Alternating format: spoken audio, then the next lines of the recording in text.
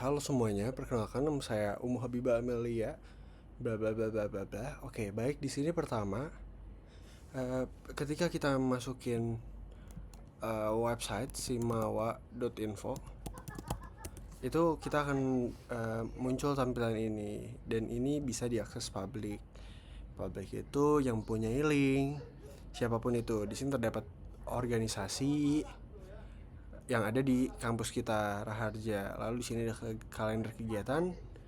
Di sini kita bisa lihat per organisasi kalendernya atau semuanya. Jadi kita bisa lihat yang akan datang, yang terlewatkan, dan juga semua kegiatan, yaitu termasuk yang terlewatkan dan yang akan datang. Di sini pun kita bisa melihat galeri.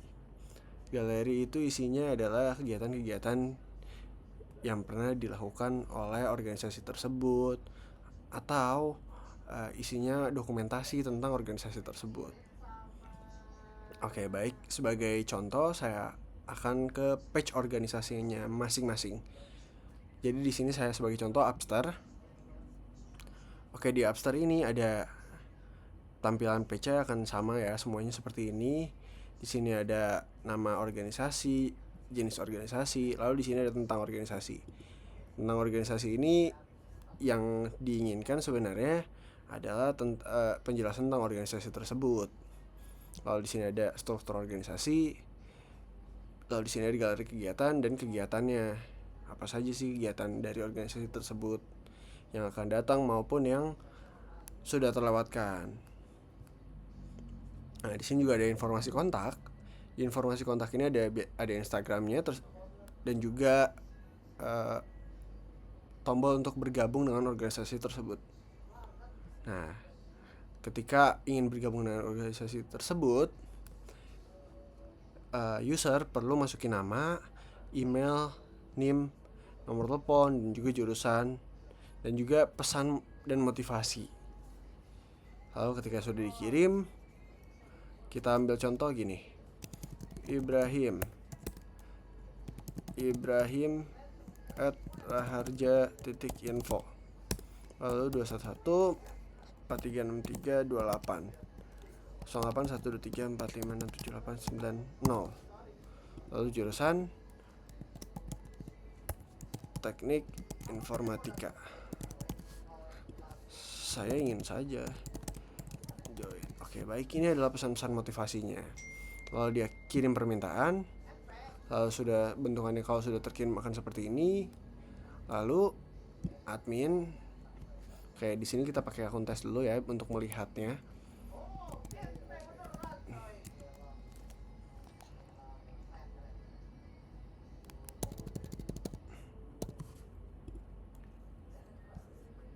Oke, jadi di sini kita ke manajemen di organisasi. Nah, di situ akan terdapat pendaftaran. Pendaftaran di sini pendaftaran anggota. Betul kan tadi ada namanya Ibrahim@raharja.info. Saya ingin join. Di sini ada menunggu. Di page menunggu ini kita bisa terima dan tolak. Lalu kita juga bisa melihat apakah siapa aja sih yang udah pernah disetujuin, siapa aja yang pernah ditolak. Kalau kita tolak yang ini akan muncul di sini tolak. Oke, begitu. Oke, karena yang di publiknya udah saya review, sekarang kita ke admin atau yang page-nya untuk anggota-anggota yang organisasi yang sudah terdaftar tentunya. Baik, di sini pertama halamannya seperti ini untuk halaman login. Lalu di sini juga ada daftar dan verifikasi. Step pertama yang akan kita lakukan adalah daftar. Username, sebenarnya sekarang username belum bisa dipakai demi menjaga keamanan juga. Karena kalau dia udah bisa input username, kadang ada sedikit celah di sistemnya. Dan itu lumayan ribet. Oke, di sini kita pakai aja contoh emailnya Camat Yusuf titik 108@com. Sorry, ini username Yusuf yourself.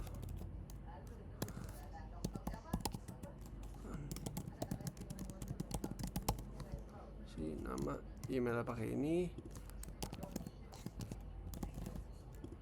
Pilih jenis kelamin, alamat lengkap, jalan titik rumah, saya tertarik. Passwordnya admin13 admin13. Lalu ketika kita daftar sekarang, nah NIM-nya udah ada, karena dia ngecek apakah NIM tersebut sudah pernah dia miliki atau belum. Kalau kita buat lagi yang belum ada, bisa. Nah, ini kita lagi memproses. Nah, di sini kita perlu ngecek email kita. Ini untuk verifikasi usernya. Apakah akunnya udah diverifikasi atau belum? Kita ambil dulu OTP-nya ada di email.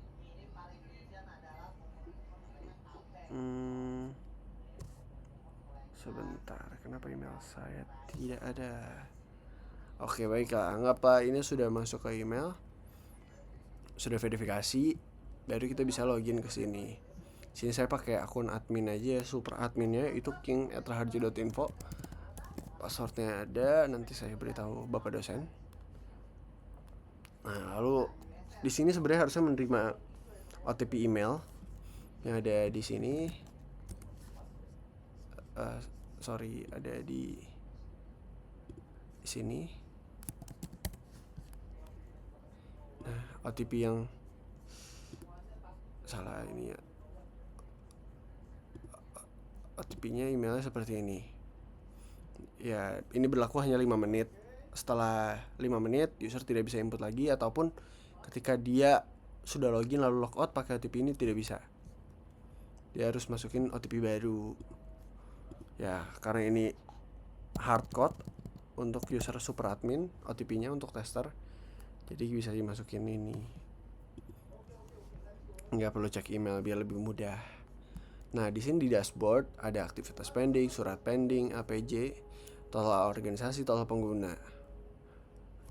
Ya, di sini kita bisa melihat juga item yang menunggu persetujuan, ada LPJ pending atau ya sekian, notifikasi, aktivitas terbaru. Di sini ada button aktivitas aksi cepat juga untuk langsung ke sana. Ya, jadi gitu. Di aktivitas di sini ada daftar aktivitas, misalkan kita mau bikin aktivitasnya apa sih. Nah, untuk internal ini biasanya sesuai dengan datanya ya. Ruang lingkupnya di mana. Nah, organisasi kolaborator akan dicek kita kolaborasi dengan siapa saja, bisa banyak organisasi atau semuanya. Jadi itu akan nyambung ke organisasi tersebut. Contoh, menonton sidang umum Habibah Melia. Di sini ada deskripsinya, ruangan L303, lokasi gedung, ruangan nih. Oke, deskripsinya. Skripsi, tipe menonton, waktunya kapan, ini bisa dilihat ya, di sini ada kalender, yaitu tanggal 26 di jam 3. Di sini sampai menitnya pun bisa dilakuin ya. Lalu di sini kita bikin aja 26 sampai jam 4 ya.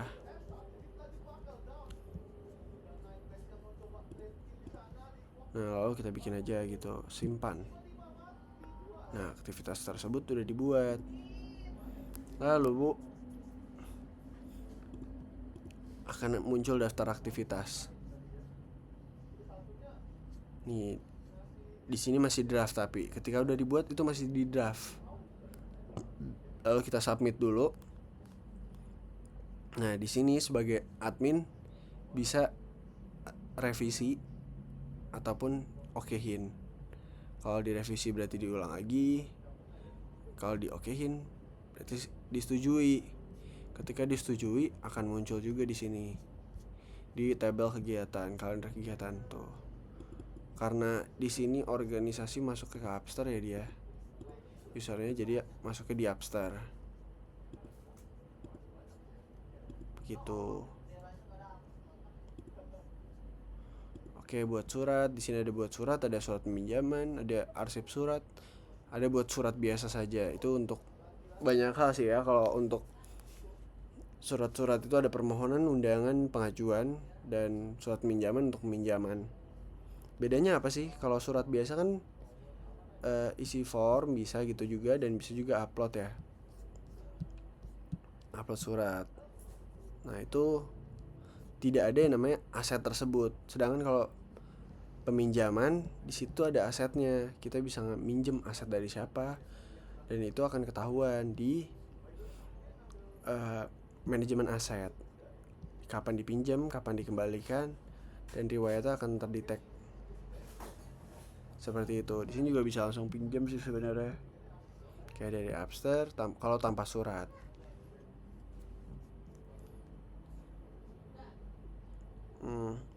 Lalu di arsip surat kita bisa ngelihat ada surat apa aja. Di sini ada peminjaman, undangan, jenis-jenis suratnya kita ketahuan. Surat keluar dan surat masuk. Dan semua arsip.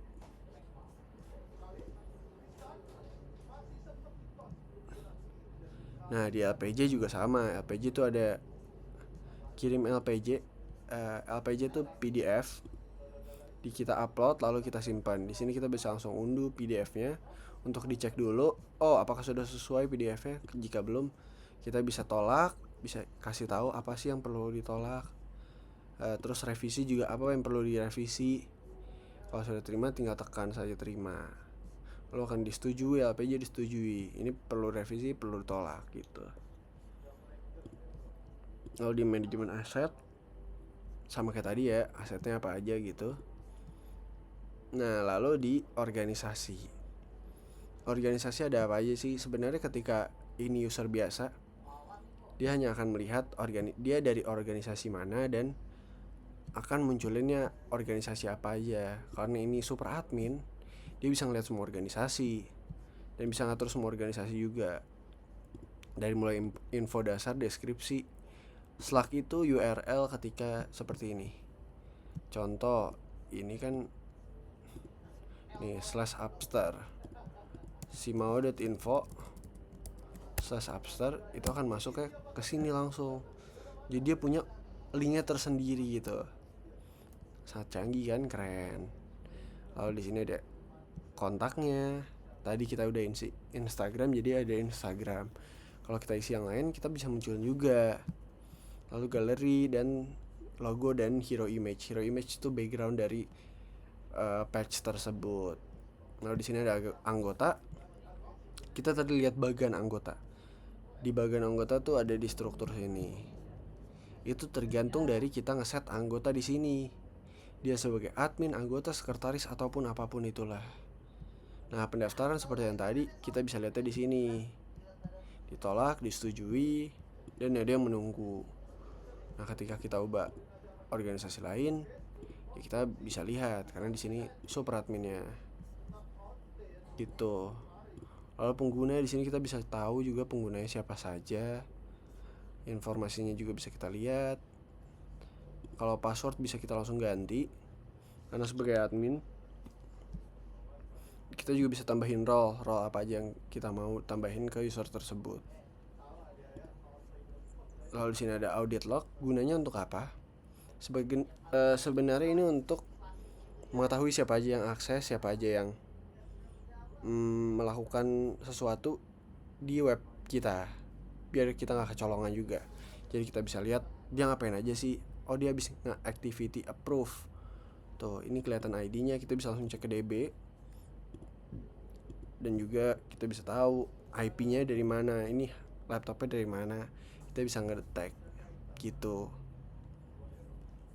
Lalu ada di pengaturan untuk super admin dan admin BEM itu bisa, atau admin biasa itu bisa ngelihat, oh ini ada organisasi apa aja, kegunaannya organisasinya apa aja.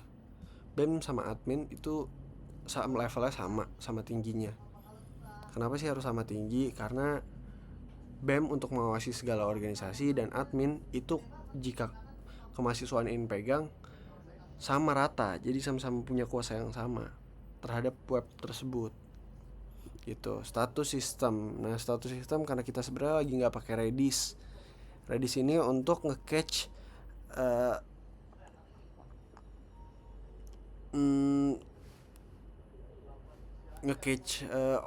OTP tadinya. Jadi OTP-nya akan disimpan di Redis, tetapi karena cost, balik lagi cost ya, budget, jadi OTP-nya sementara kita sistem di Postgre. Kecuali saya udah punya kuasa untuk server kampus, jadi bisa kita bikin Redis di sana. Gitu. Sekian, terima kasih.